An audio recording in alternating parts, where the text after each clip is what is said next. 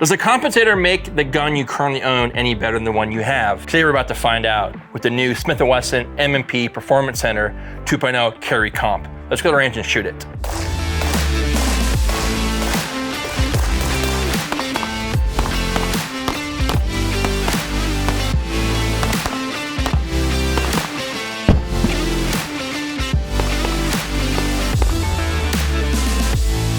All right, guys, so as the intro states, we have the new M&P 2.0 Performance Center Carry Comp. This is the smaller of the two models. The larger frame is the aluminum, metal, steel, whatever you guys want to call it. This is the compact. I think this is a better pistol variant than the metal version, but before I get too far into all of that, let me tell you a little bit about what I do here at RDR.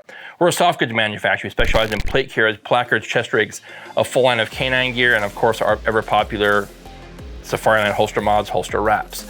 We have some new products coming out you see in some B-roll in the next review that we do, so stay tuned. I'll have some announcements on some new products we'll be offering through the website here in the shop. So, pistols. As I mentioned earlier, the new 2.0 Carry Comp with the fancy cut slide and all that. This is my current carry gun. All guns are clear and safe, of course, but this is the 2.0 Carry Comp. I've had this now for 2 years. This is my daily carry. I do sometimes rotate between this gun and the AXG Legion, but very rarely do I not go back to this gun. It's got the Calculated Connects dog tag. We're into the EPS, Holosun EPS carry on here. This gun just fits very well in the hand, and it's been kind of my go-to for a while now. When I got this gun, and we don't have any affiliation with Smith and Wesson, so they only have maybe 6, 8 of their go-to people, and they rarely ever venture outside that little group. So everything, you kind of get these direct bias type reviews. So again, when this came out, I've been waiting on one. I couldn't find one locally, so I found one through a distributor. So we purchased gun outright for the review. There's not a whole lot different on this gun than this gun other than the slide work. And let's talk about slide work. When you look at the slide, this is something that's not new as a whole, but it is new to Smith and Wesson. If you do a little history, companies that have been doing this type of monsoon tactical Genghis comp style porting. Vinny is kind of the OG godfather of chunk porting or doing his Genghis port on pistols.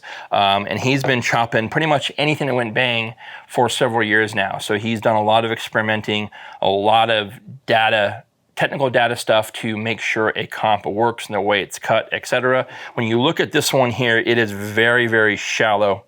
When you look at this profile, it is very narrow in the slide.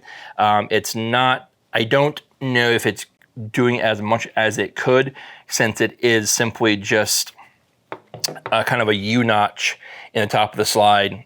It is kind of a rounded hot dog shape, so the gas can go left and right, but it's not truly directed driven left and right.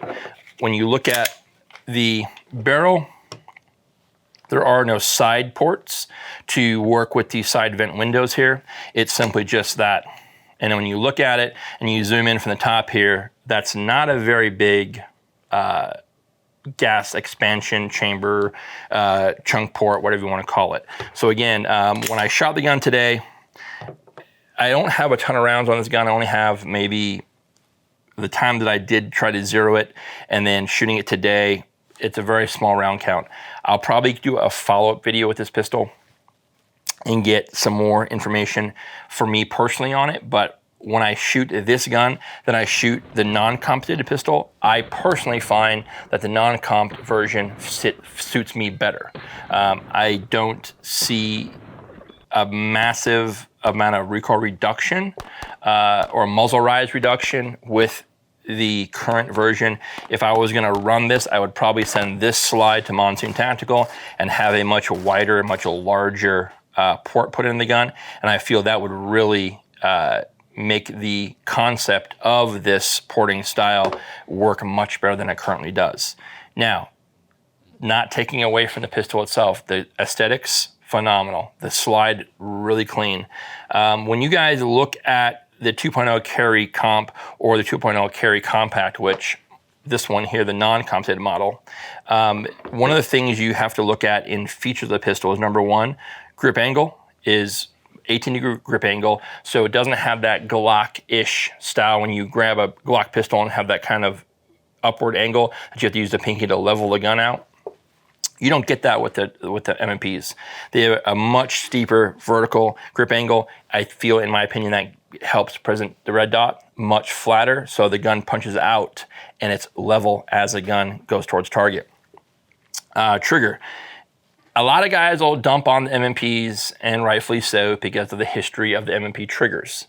If you have not been on a new M&P 2.0 trigger yet, I highly recommend you check it out. And you also have the Apex options, right? But the stock trigger, one of the guys you can refer to who's a much better shooter than I is my buddy Mark at JBS Training. Mark is a phenomenal pistol shooter, and Mark does carry M&P 2.0 quite regularly. So that's a resource there. There's a lot of guys on Instagram and YouTube who are running M&Ps in USPSA, duty, etc. So again, if you have not had a chance to form your own opinions about a 2.0, I highly recommend you get to your local gun range, rent one, check it out. I think it's worthwhile. This is basically your Glock 19. So again, when you look at this pistol, it's a rave reference to a Glock 19, just with better grip angle, better trigger, better aesthetic overall. One downside to the pistol that I find, and I fixed it on my personal gun, is this has an ambi slide release, one here and one here. When I grip this pistol, my support hand gets caught up on this sharp edge here. It's a little bit rough, and I've taken a file emery board to this one, so it's nice and smooth now, but I don't have that same ouchy kind of grip that I get on this one. That's the only downside. I wish these came from the factory with less aggressiveness on there. When you grab one, you can run your finger over it, you're gonna feel it's pretty sharp. But again, that was simply just an emery board, cleaning it up, rounding it off, and it worked out fine. But again, they are ambi on both sides of the gun. Slide serrations, if you like this slide style, right, and you got this gun here, and it looks kind of plain for you, that's still so similar in regards to the serrations. I like their wavy style here. They've kind of changed the directions going on the new gun. But Floyd's Custom Shop has been modifying and cutting M&P slides for some time now. You can buy complete slides from them. You can send your slide to them to get cut and done up in your design requirements. But that's an option for you guys too. If you already have the one gun, you don't want to get a new gun, that's an option for you. We'll see as time goes if Smith and Wesson sells a top-end slide. They have not done that in the past, to my knowledge, so I don't know if that'll be something that they'll do in the future, but this slide simply will drop onto your current M&P 2.0. Not a problem there. As I mentioned earlier, this is the compact model. There is the full-size steel variant. That one there I probably won't review. I've done an Ed Brown review, similar pistol. I'm not a fan of that frame. The way that the middle of the frame kind of recesses in, and then the grip panel on the front, grip panel on the back are kind of over molded on that. I've heard some guys talk about the front grip panels on the new versions being loose or coming loose. So again, I prefer the compact. That is a very small footprint in the hand. You do get the two 15-round magazines with the pistol, and of course there are a bunch of different aftermarket accessories for magwells and base pad extensions. RMR plates, you get for RMR plating, you get the RMR plate, you get a bag full of plates. There's a ton of different plate options in there. I still think the red dot pistols, the companies could consolidate, maybe going to an RMR across the board, and then QR code like Walther does for anything above and beyond an RMR footprint. I feel that the RMR is probably the dominant footprint out there, especially with the hollow sun options that are available. So it's sometimes a pain in the ass to get which plate's what. They don't do a very good job of marking the plates. I wish they would just actually put the names on the plates, but you got to kind of use the manual to figure out, and the website to figure out what's what in regards to what plate, what screws, etc. So, but the upside is they do give you those plates. Downside, they are plastic. I have never really had any issue with them failing. I've had one on a full-size MP for quite some time, but I do recommend that since these are plastic, they do have some pretty sharp edges on here.